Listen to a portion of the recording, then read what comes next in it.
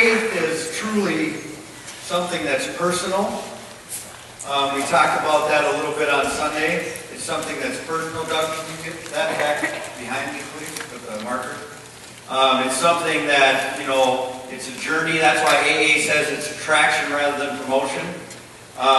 It's something that you need to figure out for yourself, because at the end of the day, the 12 steps are all about faith. You have to have faith in step 2. You have to come to believe that a power greater than yourself can restore you to sanity. In step 3, you need to make a decision that a power, to turn your will and your life over to the care of God as you understand Him. Now let me talk quickly about understanding God. A lot of people use that as an excuse not to seek God because they don't understand Him. Now I didn't understand where I would end up through my addiction, but I did it anyway. So we got to understand that in step 3, you're going to need faith to make a decision. In step 4, you're going to need a little more faith to make a searching and fearless moral inventory of yourselves. Step 5, you're going to need faith to admit to yourselves, to God, and another human being the exact nature of your wrongs. Now, step 6 gets real specific of you and I becoming entirely ready to have God remove our defects of character. The reason why we use is because we do not have character. We do not have integrity. Yeah, I have, if you want to call it a disease, you want to call it sin, whatever it is. It's in me. It's in my flesh. But the bottom line is this, faith plays such a critical role in our recovery. Without it, you will not recover. Now, I'm not saying you have to have a faith in God. This is a faith-based program. But the thing is, it's something other than you. You got you here. So in step 6, it says we became entirely ready to have God, not Jeff, God remove my defects of character. Step 7 says, humbly ask Him. Who's Him? Him isn't Aaron. Him isn't Steve. Him is God, your higher power, whatever it may be, to remove your shortcomings. Step 8 talks about becoming willing to make amends. Step 9 says make direct amends, except when to do so would injure them or others. Step 10 we talked about last week, continue to take personal inventory when we were wrong, which we are often. We need to promptly admit it. Those are the steps of recovery that require a whole bunch of faith. And a lot of times in my journey, I rode on other people's faith. I rode their coattails because I had no faith. But I can tell you what, I was sick of me. I wasn't just sick and tired of being sick and tired like they teach us in treatment. I was sick of me. And let me tell you, if I'm sick of me, you're sick of me too. A lot of people just are so sick of hearing excuses and theories of what I think it should be. And I was talking to a guy earlier today, and his counselor in treatment was telling me he knows the book inside and out. I said, well, if he knows the book inside and out, what's he doing in treatment? And that was me many years. I don't need another treatment center. Anytime you use the word I too often, you're going to be in trouble. I know what I need to do at 35 and homeless. So I had to get honest with myself, and that's what How It Works talks about, being rigorously honest. I thought that meant I had to be honest with you. No, I needed to be honest with myself on how bad it really is, and how much I really do need a program, and how much I really do need help. Lord, I thank you for another day above ground and out of prison. Lord, I ask that you remove the distractions from this place. Remove the anxiety, remove the nervousness. That we may be present, which is our gift. Lord, I ask that you just soften hearts and open minds like never before. As we talk tonight about how to seek you in that conscious contact, so we will know your will and we will have the power to carry it out. Lord, you are doing things in our midst that I've never seen done before. Everything is on the increase. People's lives are being changed. Not just changed, they're being transformed. Lord, I ask that you remove me from the building. Lord, it may be you speaking through your word and the literature that you put on this planet for a person like me that needed help. Lord, I thank you for that help. I thank you for putting the right people at the right time in the right places to help a guy like me when nobody else would. Lord, I thank you for my parents that never gave up on me, that now can see the other side of addiction and helping so many different people from all backgrounds. Lord, you are doing things in an awesome manner, and Lord, I know and I feel and I just ask you to honor our efforts tonight. In your name we pray, amen.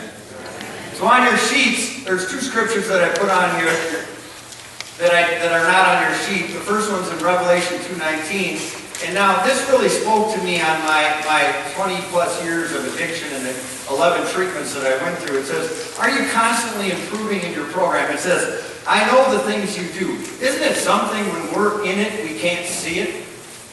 Everybody else can see that we're not working a program, but we think we're okay. And that's what the Word is saying here. It's saying, I know the things you do. That's why we need accountability, because a lot of times when we're in it, we don't see it. But, I mean, the key is that, I knew I had a problem, but people really knew I had a problem. So the key is, wherever you are tonight, we can see what you're doing. We can see if you are or aren't working a program. But a lot of times I couldn't see it for myself. So it says, I know the things you do. I have seen your love, your faith, your service, and your patient endurance. So that's what makes up a recovery program. You know, being good to people, being good to yourself, your faith, your service. I mean, there's not a treatment center that I've seen on the planet that does, or an AA or an NA meeting that tells you that you're not supposed to be of service. Now it goes on to say, I can see that your constant improvement. See, why I relapse is I don't improve. I get back what I lost, I listen to you when I have to, and then I go about my business and fall flat on my face again. What this is requiring is constant improvement. How many, if you've been sober over 2 years, you should be improving even more. I mean, that's the blessing of Serenity Village and SVCC, is the fact that you know, I have more accountability and structure in my life today, and I'm freer than I've ever been. I'm able to do whatever I want, but I have accountability and structure surrounding me. So what it's saying here is that we need to constantly improve. You can't just do the deal for 60 days and quit. You can't just cut back on your meetings because you're working now. You can't not go to a meeting on Friday night because now you're in a relationship and you want to go to a movie. It's about constant improvement. And what do you hear about the truth? I shoot straight, so I mean, you know, this is the truth. And it's not going to adjust itself to you. You need to adjust yourself to it. If you want to get free, if you want to be sober, it's not your program, it's the program. There is only one way to work, it's the way. So last week we had a wake-up call. Unfortunately, I saw a couple relapses after that, but we weren't surprised because half measures avails nothing. Now I want to talk to you about the effort that we were talking about last week. When they say half measures avail is nothing, does that mean if I'm putting in 50%, I might be okay? Does that mean every effort that I put below 50% means that it will avail us nothing? We talked about the different things and the different levels. Here we are in our active addiction. Well, then we get sober. Then what? What do we do now? Everybody's happy because I'm not drinking or drugging anymore? But it's much more than that. If I don't put in the effort, see, I've learned in my program that I'm responsible for the effort and God's responsible for the outcome. So I asked you guys last week, we're in the middle of working the 12 steps. 3 calls per week, weekly homework, 9-step amends. And in my small group, 20% of the people were doing it. The national average of people staying sober after they got out of treatment is below 20%. So why would I want to conform to the national average? I don't want to do that. I don't want to meet expectations. I want to exceed expectations. So I mean, you know, what you put in is what you get out. And let me tell you, if your pastor, mentor, or sponsor is not working at 100, close to 100%, you got the wrong sponsor. Now, don't get all twisted up and start taking their inventory. They might have been sober 5 years and you've been sober 5 minutes. But the key is that you know, we need to get out of our own way and recognize the fact that you know, we've got to put in the effort. Now it says in Matthew 17:20, you don't have enough faith. It says, I tell you the truth, if you had faith as small as a mustard seed, see, all it takes is, you know, small beginnings are powerful beginnings. You know, shortcuts are nothing but setbacks. It says, you could say to this mountain, move from here, and it would move. Nothing would be impossible. But when I'm new in recovery, all I'm faced with is all these impossibilities. All these, you know, circumstances, all these mountains. The first mountain that needed to be moved out of my life was my active addiction. Now what, though? Now I'm sober, I'm getting out of treatment, and now is where the work starts. Because I've been to treatment a lot of times. I need somebody to think for me. I need somebody, still to this day, as the founder of Serenity Village, the largest transitional program in the Midwest, I don't have a clue. I allow my mentor to think for me. I go to him for advice to this day. That's why I'm still sober. That's why I am doing what I'm doing in my life. So don't look at it as lowly of yourself for having to ask for advice. I mean, as soon as I see somebody come in here and, trying to call the shots for their own recovery, they forget where they were, and they ain't going nowhere. I mean, I got history to prove it, and so do you. How many of you, when you started doing your deal again, you fell flat on your face? So why do we do it? Why do we do it? We got to change one thing, that's everything. Now, in Hebrews 11:1, it tells us what faith is. It says faith is the confidence that what we hope for will actually happen. So what are you hoping that will actually happen? That you get your family back, that you get your finances back, that you get out of your legal program, that you can move in your own apartment again? Well, that's happened before and you still relapsed. So maybe we should be hoping that something else actually happens. Maybe we should be hoping that our character defects are removed. Maybe we should humbly ask him to remove our shortcomings. Maybe we should be hoping that we can actually get to a step 9. Maybe we should be hoping that we have peace that transcends all understanding. Maybe we should be hoping that we know what serenity is. Maybe we can learn contentment. So maybe we're hoping that the wrong things actually happen. My family's been restored 15 times, and I wrecked it every time. I was hoping for the wrong things. But my faith, I live the type of life that I'll be happy when or if. I always got to the when or if. And then I lived the woulda, coulda, shoulda. If that would have happened, this would have happened. If I could have done that, I would have done this. And it's this constant confusion. Now the definition of faith says it gives assurance about things we cannot see. Well, you can't see you with peace. Some of you can't see your family restored right now. You can't see how possibly you could ever be happy after all the wreckage of your past. But that's why you need people to see for you. After the 9th step, it gives you the promises in AA, and they're not going to lose their reputation over you. So, I need to be assured. Well, how am I assured that of something I cannot see and something, if I'm hoping for something to actually happen, well, I have evidence all around the room. I have people that have been restored all throughout this sanctuary. Families restored, happiness restored, different things. So sometimes if, I was at dinner with Pastor Dave last night, I'm like, I wonder what the next 5 years holds. He says, well, if God showed you, you probably wouldn't do it. I didn't see 85 beds 10 years ago when I was just getting out of treatment. I didn't see a church with over 300 people on a regular basis. I didn't see my soulmate. All I saw was destruction because of my addiction. And the key is it's saying here, now in Exodus 14:31, do you have faith in God and the leadership? See, the key is that it says the power of Israel saw the mighty power of the Lord. See, even the skeptics can't deny what God is doing in this program. Even the skeptics can't deny what God is doing in the church. They're seeing a movement of something else, and I've just been sober before. It says they were filled with awe before him. Every time that I get done, I sit down with a couple people and we're in awe of what it is. You know what I'm in awe of? To see a person totally miserable, full of addiction, with no future, get it. That makes me in awe of how powerful God really is. And it says they put their faith in the Lord and his servant Moses. You have to learn, in spite of your trust issues, to put your faith not only in God, but in another person. Somebody needs to be leading you. You need to be led. We need order. We need different. This isn't a free-for-all. That's what I said. Now it says, in Romans 10:17, are you hearing what is being taught? It says faith comes from hearing. See, I used to go to speaker meetings, and I'm not big fond of the drunkalogs. I don't need to know how many DWIs you got or how many crack houses you've been in. I've been in just as many.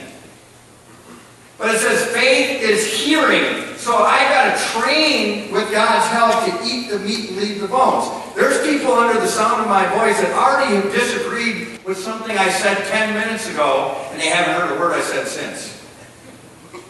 I know what you're thinking, because I think the same way. See, the key is that as soon as something offends us, we shut down. But the truth is, all we've done is offend people our whole lives.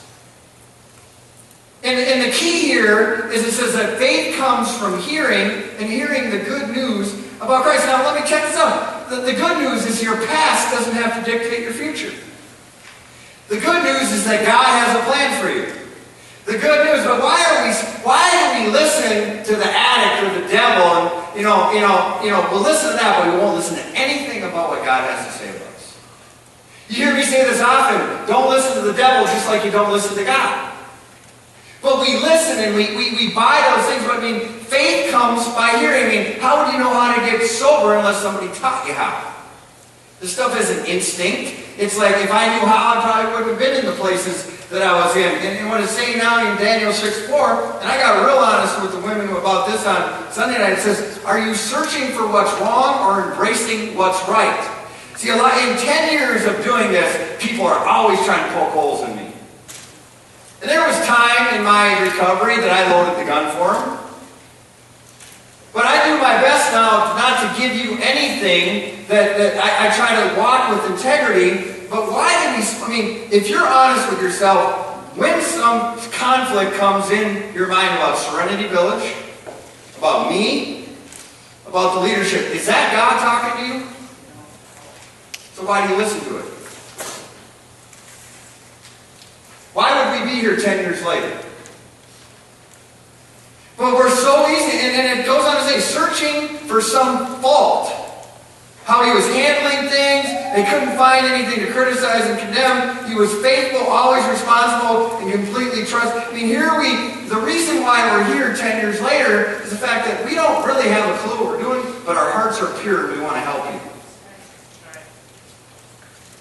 And it says in Romans 3:22, the steps are in place to get right with God. The steps are so you can get rid of stuff and add stuff to you. And what it says, we are made right with God by placing our faith. Now here's the thing, it says, and this is true for everyone who believes, no matter who you are. So it doesn't matter what you've done up until this point. You're included. You're included in God's plan. I don't care if you burnt down a church.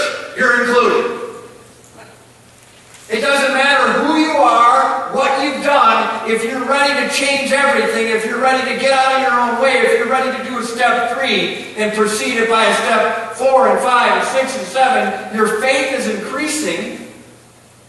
And the key is, it says it right here, made right. How many have been sober and weren't right? Weren't thinking right, weren't feeling right, weren't acting right? See, I was a dope fiend. I don't want to still be a fiend in my recovery. See, we got to deal with the ism of alcohol.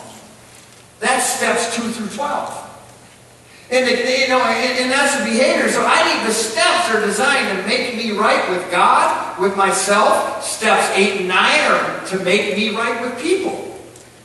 Those are the amends. And it says it's true for everyone who believes, no matter who we are. Now it says, in Matthew 9:22, the steps are in place to get you well, not just get you sober. I don't want to be sober and not well. I got to get rid of, my character defects, my shortcomings. I got to make my amends. I got to promptly admit that I'm wrong. But it says, daughter, be encouraged. Be encouraged that you're above ground and out of prison. Be encouraged that you got 100 chance. Be encouraged that your family members are sitting here in spite of your mistakes. Be encouraged that somebody actually does care enough to call you on your behavior. Be encouraged. It's time for you to get well. Not just sober. It's time for you to get well so you don't have to drink. I don't want to drink anymore. And that's what it's saying here. Your faith now has made you well.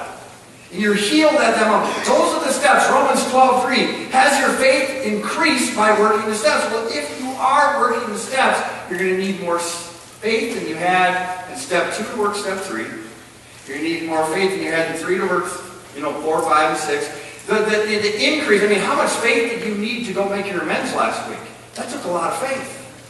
And it says to pray before we do it. So we're incorporating God, our higher power, whatever it is for you, in everything we're doing as we're working the steps. But it says, because of the privilege and authority that God has given me. You know what? You know where I really started to change? Is when I got up under somebody. And I did whatever my pastor said. lot of us hate that. I hate it. A lot of us have issues with our fathers, so we don't like authority. But when you can get up under somebody's authority, maybe it's your sponsor, you do whatever they say. You know, but it says, and then it says the authority that God has placed that person in your life because they know what's better for you more than you know what's better for you. And it says because of the privilege. I run in a lot of circles in business, and this is a privilege being around people like you. You're awesome.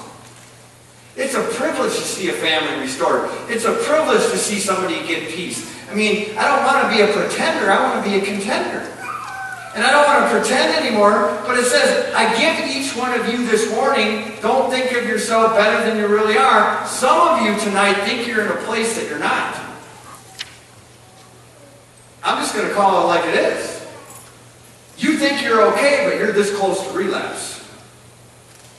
Because drugs and alcohol don't discriminate. It doesn't matter how well you're doing at work.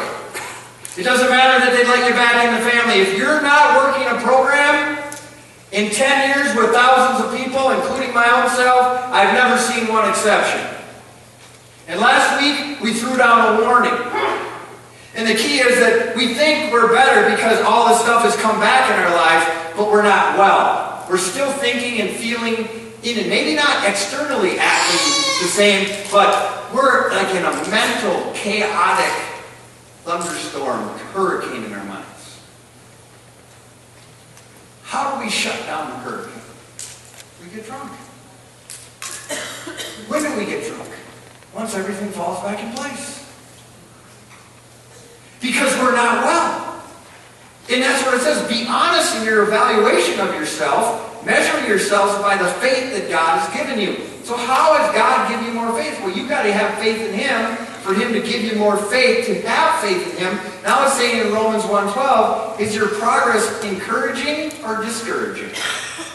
When people look at your progress in the last 11 weeks, would I be encouraged? Would they be encouraged? Oh boy, they're really working the program. They're doing the steps. They're doing what they're supposed to be doing. Or is it discouraging? Oh, here we go again. They're doing whatever they want to do. I want to be around encouragement. I want to say, man, that guy's calling me now. I don't know what's so bad about me that they can't call as their mentor, but and I'm not going to take that personal, but, are you an encouragement or a discouragement when people look at your progress? Is this encouraging when you see somebody working at 20%? No. Is this encouraging to your housemates when you see people working 40% of the program, 60% of the program? See, this 80 to 100, that's encouraging. You may not be where you should be, but you thank God you're not where you used to be, but that gives you too much leg room to not do anything. Just because you're not smoking or drinking or shooting or swallowing. See, the key is that we want to be encouraged by one another. It says, when we get together, that says, God says, you people need to be together. I want you to encourage you in your... Thank God that somebody was in my life and still is that encourages me in my faith. It says, I also want you to be encouraged by others. It's a reciprocal thing here. If I'm going to encourage you, why can't you encourage me? It's like what I said a couple weeks ago. One of the people were saying, well, why doesn't my sponsor call me? We should be grateful that anybody's willing to even help you. You should be blowing up that sponsor's phone. When I got here, I didn't have a laundry list of people that are willing to work with me. I took whoever was willing to help me. And I've come to find that those people are who God intended to help me. It says in James 2:17, are you actively involved with service? It says, in the same way, faith by itself, if it's not accompanied by action, is dead. This is dead. Dead. And if you are not working a program, you might end up dead. If you want me to, I can pull Gene up here right now. We buried his daughter, a real close friend of mine. He's rooting for you to work a program. Gene is in heaven rooting for you to work a program. But what it's saying here now is in the same way, talk is nothing. Action actions speak louder than words. James 2:14. What good is it, dear brothers and sisters, if you say you have faith but do not show it by your actions? If you say you want to get sober but you don't work a program, you don't want to get sober. By not working a program, you're saying, you don't know you're doing this. But it's true. By you not working a program, you're saying you don't want to be sober. You're saying that to your family, you're saying that to us, you're saying that to, the thing is that it's so goofy that you can't see that yourself. And I'm speaking from personal experience. Don't get offended. I'm talking about me here. But here's the question. Can that kind of faith save anybody? Can your sobriety get somebody else sober? Does somebody want what you have? What's attractive about your recovery? Because you never know when a suffering addict and alcoholic may need you. And that's why we got to do this in a way. And it says now in Genesis 22:1, what's stopping you from embracing the test? Check this out. Sometime later, God tested Abraham's faith. See, faith tested is faith trusted. Now, everybody loves me when I'm the great encourager, but as soon as I got to call somebody on what they're doing, they run. They run. And that's the key here, what it's saying, and I did the same thing. It says Abraham, God called. So it's saying God is calling him on something. What do you do when somebody says you're out of pocket?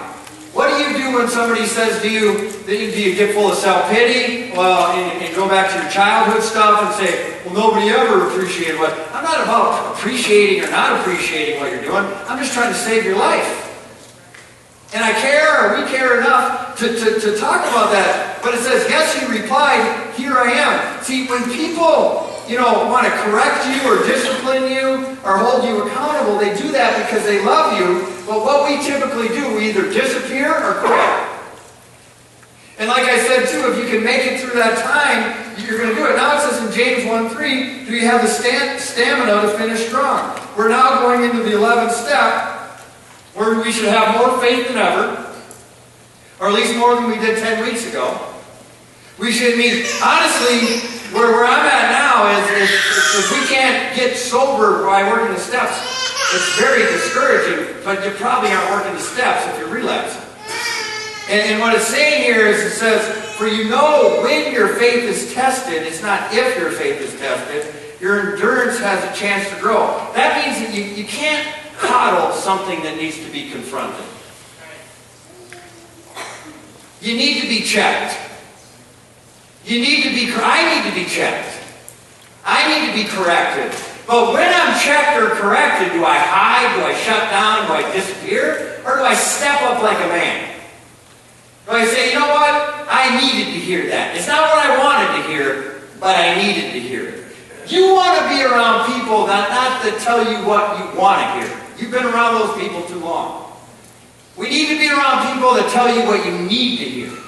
And care enough about it in a way, and what it's saying is, without it, where would you grow? You can't get comfortable in your program. God is calling for constant improvement, for increased levels of freedom. Matthew 25:21. Are you going to get well? Are you going to get a well done at the end of the steps? Next week, we'll be going to the cabin. You have an opportunity tonight to finish strong. I don't even care what you've done or gotten or whoever. We do not finish strong, so you have an opportunity to finish strong. I heard this say too, well, we're going through it too fast. I said to the guy, how long have you been sober? 2 years. I said, well, why haven't you worked a 9 step by now anyway? This should be second nature to you. So if we're going by week to week and you haven't done it in 2 years.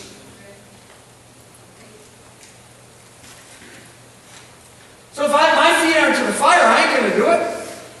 I'm going to come up with an excuse. So it says, full of praise, well done, my good and faithful servant. You have been faithful in handling this small amount. Now, shouldn't it just be common knowledge that a junkie like me works the steps? With all my treatments? That's not some big, even though it feels like it is. Is that too much to ask of me? To work the steps? That's a small task. If I truly want to get sober, and it says, if you do that, now I will give you many more responsibilities. Let's celebrate together. In Matthew 21:21, it says, beyond sobriety, God has much, much more for you. It says, I tell you the truth, if you have faith and do not doubt, you can do things like this. What is like this? That means I'm sober, I'm happy, I'm free, but God's got much more for you. He didn't save you from the horror of addiction, not to save other people. He didn't save you from yourself. He didn't free you of your anxiety. He didn't free you of your depression. He didn't free you of your fears. He didn't free you from your character defects just to go about your business. There's a song, a rap song that I like, and it's inappropriate to talk about it in the church. But He didn't free you to go about your merry way. He freed you to free people. If you think you're just going to go be the great husband and not get involved with the program and not give back, you're dead wrong. If you think you're just going to go, you were freed so you can free other people. And God has much more for you. And it says, you can even say to this mountain, may it be lifted up and thrown into the sea, and it'll happen. See, by now, some of our character defects should have been lifted off of us. By now, some of our shortcomings. And I'm not saying they won't come back on you, but when they do, you're going to know you're in the wrong and you're going to promptly admit it. I'm in the wrong all the time. The question is, am I going to promptly admit it? Am I going to continue to take personal inventory? And when I'm wrong, not if I'm wrong, when I'm wrong, am I going to when's the last time you admitted you were wrong in your relationships? This is much more than just getting sober. We're going to go through step 11. It says, we sought through prayer and meditation. Isn't it something that we can say those foxhole prayers to a God we don't even believe in when we're in the backseat of a cop car? Going in front of the judge. Sought through prayer and meditation. That tells us that's how we get close to God. Prayer and meditation. Now that's difficult for me. I got high ADD. It's difficult for me to meditate. It's difficult for me to slow down, but I need to sought through prayer to improve now my conscious contact with God. How do you have conscious contact with a person? You talk to him. Amen. I talk to God all day. I don't pray like my wife prays. We're two different people. I wish I had more discipline to pray like she prays. She probably still feels the same way about other areas that I have, but she doesn't have. God made you to be you, but He wants you to talk to Him through conscious contact with Him, not just when you're in trouble. Can you imagine if you talked to God when you had a great day and you thanked Him for it?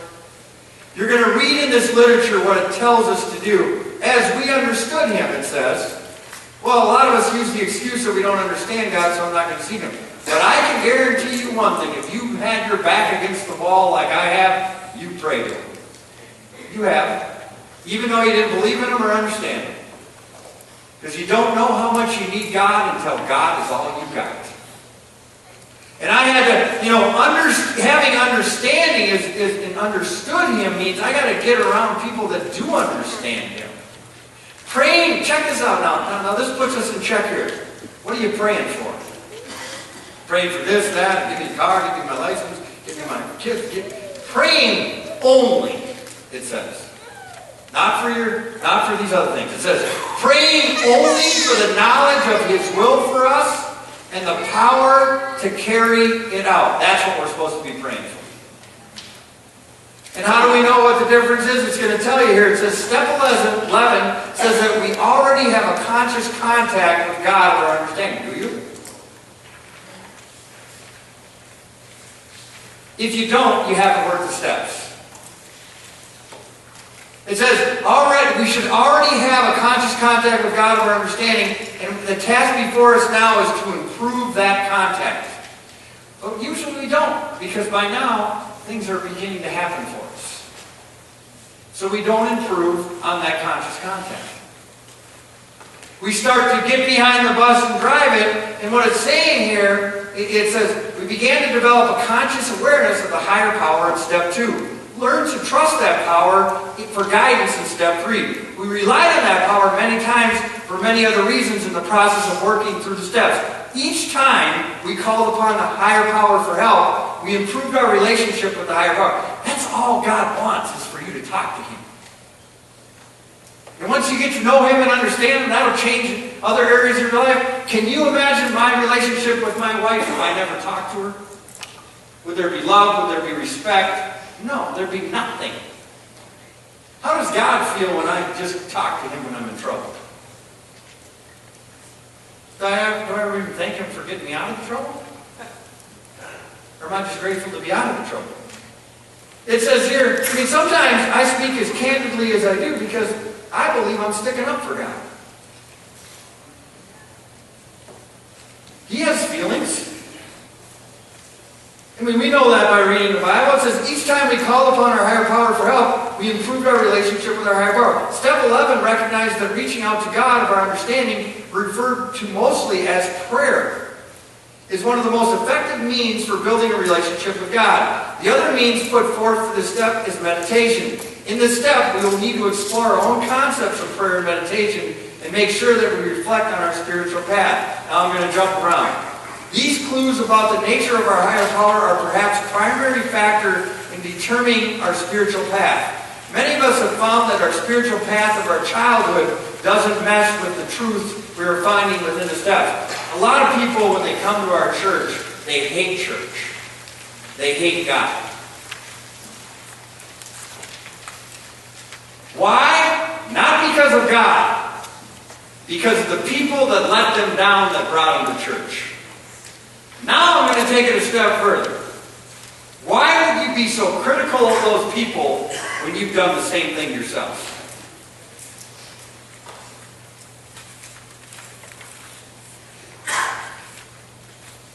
I've done the same thing myself, but I'm critical of and I can't let go. While some need to take a new path, others have found that just the opposite is true. That what we're discovering in the steps can be explored in more depth through a spiritual path of our childhood. It's possible that through the step work, we've healed resentments we may have held against religious institutions. As a result, we're able to return to those institutions with an open mind. It's essential that we do not let our spiritual path take us away from the fellowship. So this is where I've seen a lot of people, I'm just going to read it. Our basic text reminds us that it's easy to float back out the door of the cloud of religious zeal and forget that we're addicts with an incurable disease. Now, you can argue that. I've been on radio shows. Do you think addiction's a sin or a disease? I said, I don't care. It kills me. So whatever you want to call it, the Bible says that my flesh counts for nothing.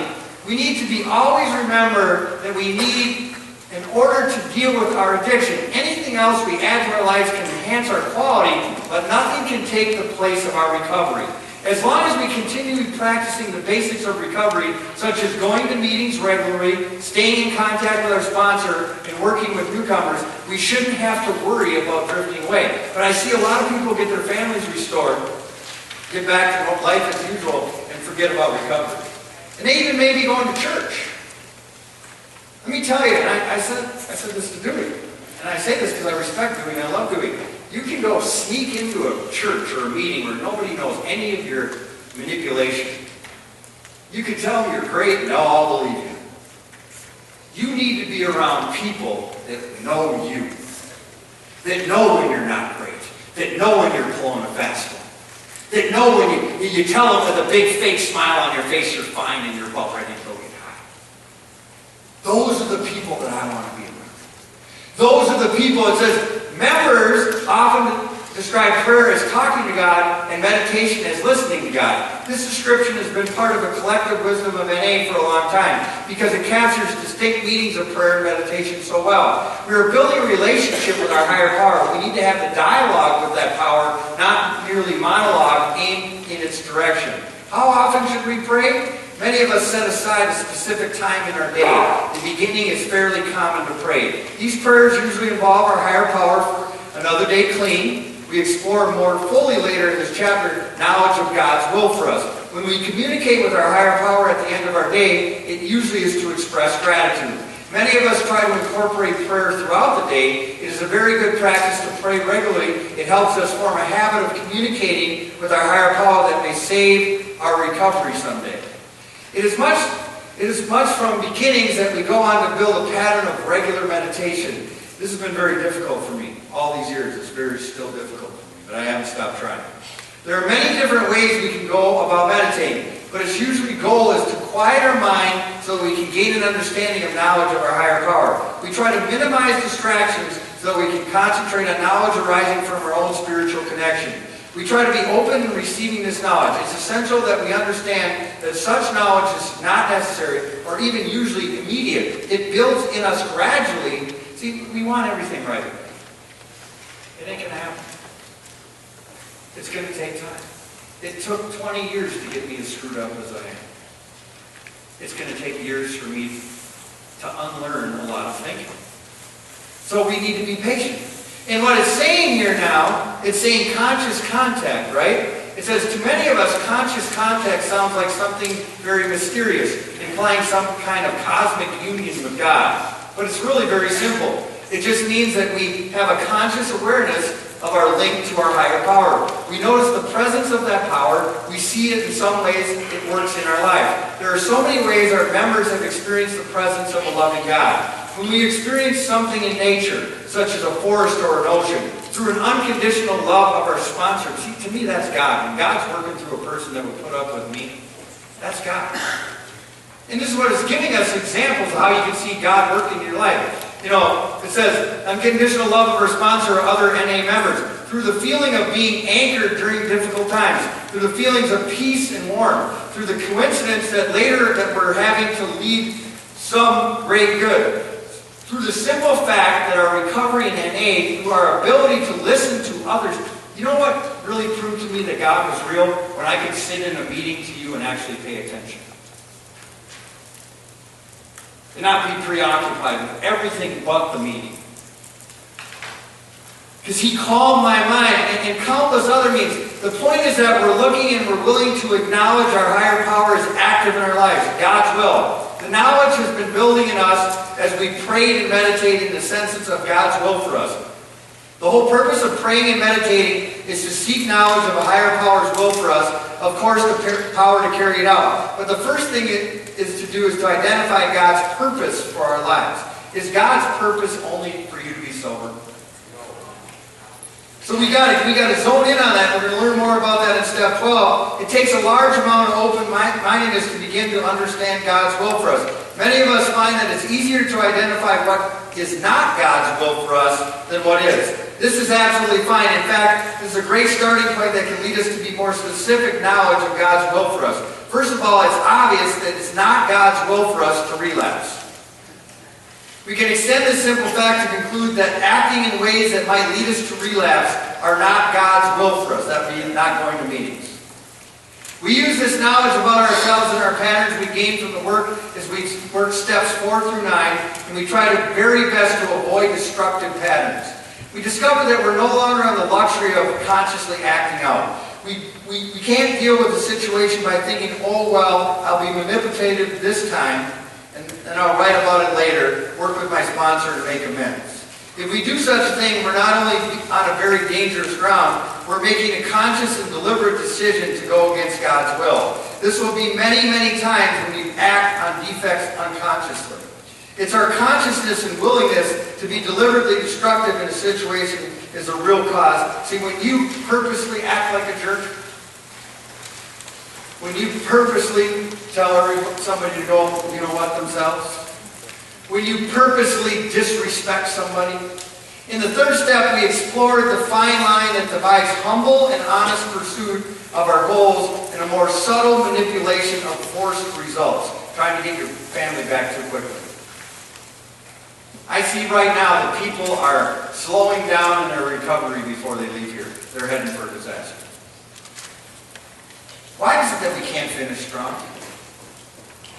Why is it that we don't do what we say we're doing? Now with the experience we have gained in intervening steps, we are much better to equip to spot the line and stay on the right side of it. As we go after things we want, we need to continuously gauge our distance from that line. For instance, when we decide we want a romantic relationship. There's nothing wrong with that, provided we're spiritually motivated. Keep track of the line between God's will and self-will. If we lie to make ourselves seem more attractive, well, how are you doing? What's up with you? Well, I'm a crackhead. I've lost everything. I'm on probation. How are you? But that's what we do. We don't tell the truth about ourselves. And next thing you know, we're out to dinner on a date and somebody's having a drink and we don't got enough courage to say, I don't drink. Because we'd rather get in to fit in. Yeah, oh yeah, how are you doing? Well, yeah, it's nice to meet you too. Oh, yeah, I just got out of my 11th treatment. Everything I own is in this plastic bag. And my mom just paid my rent. You want to go out with me? I mean, I'm not talking bad about me or you, but that was the facts. I never told the whole truth. I mean, when I was a manager, I was an executive. When I was a laborer, I was a vice president. I either fantasized on how much dope I did or minimized. I got to get real with one person, myself. You know, and it says here, and it says it works, how am I? God's will for us is the ability to live with dignity, to love ourselves and others, to laugh, to find great joy and beauty in our surroundings. I love what people, I want to look at some of the information you have on these dating sites. About yourselves. I don't know, that was a pop-up. Praise the Lord. Our most heartfelt longings and dreams for our lives. You know I'm looking at, the guy in the back row. Praise the Lord. I'm not going to call out which one, but praise the Lord. And I've done it too. For instance, it is a good expression of purpose to help others stay clean and find recovery. The individual ways we go about doing that sponsorship, sharing with newcomers at meetings, carrying the message into institutions, working with professionals to develop programs. Serenity Village has kept me sober. You keep me sober. You keep me sane. That conversation I had with Mikey this afternoon on my deck kept me sober. Don't think that you're not important. Don't think that you guys can't contribute to what it is. It says the power to carry that out. In addition to praying for knowledge of God's will for us, we're also asking for the power to carry out. I won't be able to do this. You won't be able to do this in your own power. Spiritual principles. In the 11th step, we focus on commitment, humility, courage, and faith. We need to make a commitment to practice regular prayer and meditation. There's nothing that requires so much courage as trying to live according to our higher power's will when we're frequent pressure not to. It talks about now the principle of faith helps us practice the principle of courage and to live our lives with integrity. We need not be so afraid of losing friends. Check this out. This is critical. We not be so afraid of losing friends or having relationships change or even having our lives profoundly affected because we know we're being cared for. So when somebody gets twisted, when somebody leaves, it hurts, but I don't stop. Because my life and your life is in God's hands. And it says we have faith that if we have to let go of old friends because what they're doing is unhealthy for our spiritual development, or form new relationships with people whose values we share. Basically, we need to have faith that we'll be given the power to carry out our higher power's will. Our practices in this step show up in every area of our lives. From regular practice of meditation, we may notice we're able to listen more attentively to what others have to say in meetings. We have some experience with quieting our minds, so we're able to do in so many places. We no longer find ourselves so consumed with planning what we'll say. Isn't that, I mean, I used to sit in meetings, and four people from me, I couldn't hear a word what they were saying because I was worried about what I was going to say.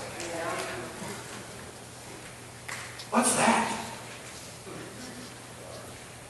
Is that anxiety? I think it's selfishness. And I think I blame my anxiety because I didn't want to sound stupid. If you're honest, you're never stupid. If you're you, you're never stupid. Tonight as we go into groups, try to hear, but don't worry about what you're going to say. God will give you the words to say. Be you. And it says our practices in this step show up in every area of our lives. We begin to be satisfied with our lives. We no longer feel an urgency to control things. We focused on higher purpose instead of ourselves. Our regrets begin to disappear. Our active addiction no longer seems like such a tragedy and a waste. We see how it can be the use that it can experience to serve a higher purpose, carrying the message to the addict who still suffers. In step 12, we will explore some ways of doing that and see how practicing the principles of recovery are essential to that effort. It's your time to get this right. It's your time to get free. It's your time to stay doing what you don't want to do. It's your time to give up the excuses. It's your time to get both feet in. It's your time to really begin to develop a manner of living that demands rigorous honesty. God is counting on you to save people that are still sick. And some of the people are sitting in this sanctuary. They need your encouragement. They need your love. They need a hug. They need a high five. They need a smile. They need a listening ear. If you're sitting under the sound of my voice and think you got this licked, you just missed it. You just missed it. The farther you go from your last relapse, the more humble you should become. And when you are humble, you will be exalted. And when you get exalted, you need to remain more humble. God saved you for a reason, and that reason has greatness tied to it. The rest of your life can be the best of your life. And let me tell you something, if you're under the sound of my voice, God is just getting started. And the only thing that will stop Him is you. Get out of your own way. Get involved. You're in it to win it this time. Your past will no longer dictate your future. This is your season to get happy, joyous, and free. I love you. We'll take a 10-minute break.